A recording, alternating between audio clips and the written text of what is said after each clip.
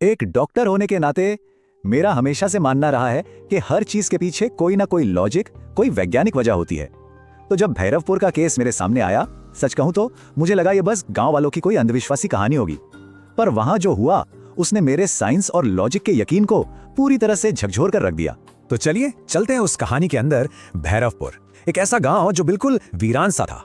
वहां के लोगों में एक अजीब सी आहट का डर फैला हुआ था, एक आवाज। और इस पूरे डर का जो सेंटर पॉइंट था वो थी गांव के बाहर खड़ी एक पुरानी खंडहर बन चुकी हवेली।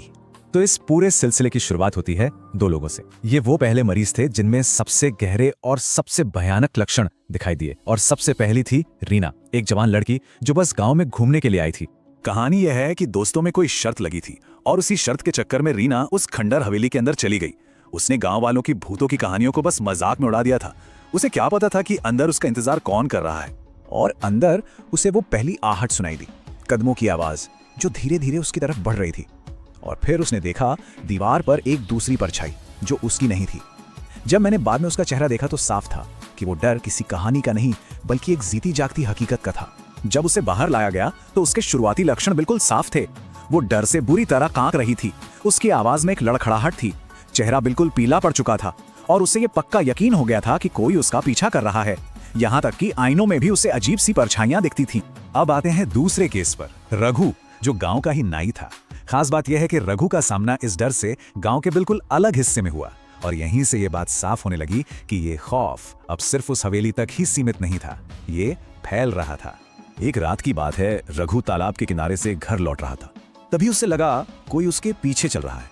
वो कदमों की आहट बिल्कुल उसके कदमों से कदम मिला रही थी।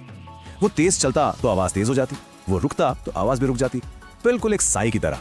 फिर उसने एक सफेद साया देखने का दावा किया जिसकी आंखें हरी थी और एक आवाज सुनी जो सीधे उससे बात कर रही थी। बाद में वो बस यही दोहराता रहा, मेरा समय आ गया है, मैं बच नहीं पाऊंगा। इस घटना के बाद रघु का दिमागी संतुलन पूरी तरह से बिगड़ गया। वो बस एक ही बात चिल्लाता रहता था, वो आहट मुझे ले जाएगी, आहट मुझे ले जाएगी। उसका ये हाल गांव में फैलते उस डर का एक जीता जागता खौफनाक सबूत बन गया था। तो अब देखते हैं कि ये साया कैसे फैलना शुरू हुआ। ये डर एक इन्फेक्शन की तरह पूरे गांव को अपनी चपेट में ले रहा था। यहां देखिए ये कैसे फैला। पहले दिन हवेली में रीना, तीसरे दिन तालाब के पास रघु, 7वें दिन सड़क पर अनिरुद्ध, फिर 10वें दिन सविता अपने ही आंगन में, 14वें दिन मोहन को हवेली की सीढ़ियों पर और 18वें दिन अमर को एक खाली बस में। मतलब कोई भी जगह, कोई भी इंसान, कोई भी सुरक्षित नहीं था। और अब हम इस केस के सबसे अहम मोड़ पर आते हैं। वो मोड़ जब इस डर ने उन लोगों को भी जकड़ लिया जो तर्क और हकीकत में यकीन रखते थे। ये है अनिरुद्ध, गांव के स्कूल टीचर, एक ऐसा इंसान जो खुद को अंधविश्वास से कोसों दूर मानता था।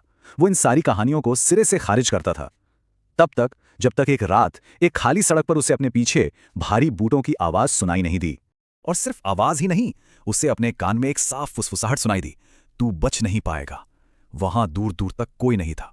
और फिर इस केस में एंट्री होती है डीसीपी अरविंद की, एक पुलिस वाला जो पूरी तरह से इन बातों को बकवास मानता था।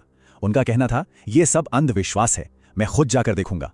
लेकिन हवेली में उन्हें अपने कंधे पर किसी का हाथ महसूस हुआ, सीढ़ियों पर भारी कदमों की आवाज सुनाई दी जबकि वहां कोई नहीं था, और एक फुसफुसाहट जो उन्हें बेसमेंट में जाने के लिए कह रही थी। एक पुलिस ऑफिसर का यकीन उसके अपने तजुर्बे के सामने टूट गया।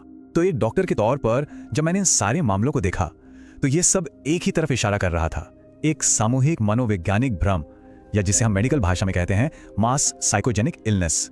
आइए पहले हफ्ते में इन दोनों के लक्षणों को थोड़ा गहराई से देखें। रीना, उसे हल्की कंपकंपी थी, एक अजीब सी बेचैनी और सोने में बहुत दिक्कत हो रही थी। हमारे रिकॉर्ड के हिसाब से वो रात में मुश्किल से 3-4 घंटे सो पाती थी और उसके कांपने की तीव्रता को अगर हम 10 के स्केल पर नापें तो वो 4 थी।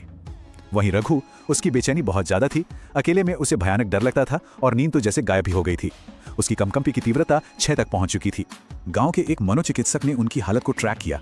ये उनके नोट्स का एक सारांश है। पहले हफ्ते में रीना को हल्की कंपकंपी और बेचैनी थी जबकि रघु को अकेले में डर लगता था। दूसरे हफ्ते तक रीना का चेहरा पीला पड़ गया था, उसे नींद नहीं आती थी और रघु को तेज कंपकंपी और वहम होने लगे थे। और तीसरे हफ्ते तक रीना को किसी भी आवाज से भयानक डर लगने लगा था और रघु समाज से पूरी तरह कट चुका था। वो साइकोसिस की हालत में था। मतलब सिर्फ 3 हफ्तों में एक डर एक पूरी तरह से मानसिक बीमारी में बदल चुका था। तो ये मास साइकोजेनिक इलनेस आखिर है क्या? मेडिकल भाषा में इसका मतलब है जब किसी एक ग्रुप के लोगों में बीमारी के लक्षण बहुत तेजी से फैलते हैं। ये होता नर्वस सिस्टम की गड़बड़ी से है और असल में इसकी जड़ें शारीरिक नहीं बल्कि मनोवैज्ञानिक होती हैं। सीधे शब्दों में कहें तो ये एक ऐसा साझा वहम है जहां डर खुद ही एक बीमारी बन जाता है। तो आखिर में इसका अंजाम क्या हुआ? सच तो यह है कि सालों की जांच के बाद भी उस आवाज का कोई भी ठोस वैज्ञानिक कारण नहीं मिला और इससे ये रहस्य और भी गहरा हो गया। जैसा कि गांव के एक बुजुर्ग ने कहा था और उनकी बात आज भी सच लगती है, ये डर हमेशा गांव के भीतर रहेगा, चाहे ये राज कभी खुले या नहीं। और हुआ भी ये डर उस गांव की पहचान का एक हिस्सा बन गया, क्योंकि भैरवपुर में वो आवाजें कभी बंद नहीं हुई। वो आहट गांव वालों के लिए एक परमानेंट साया बन गई।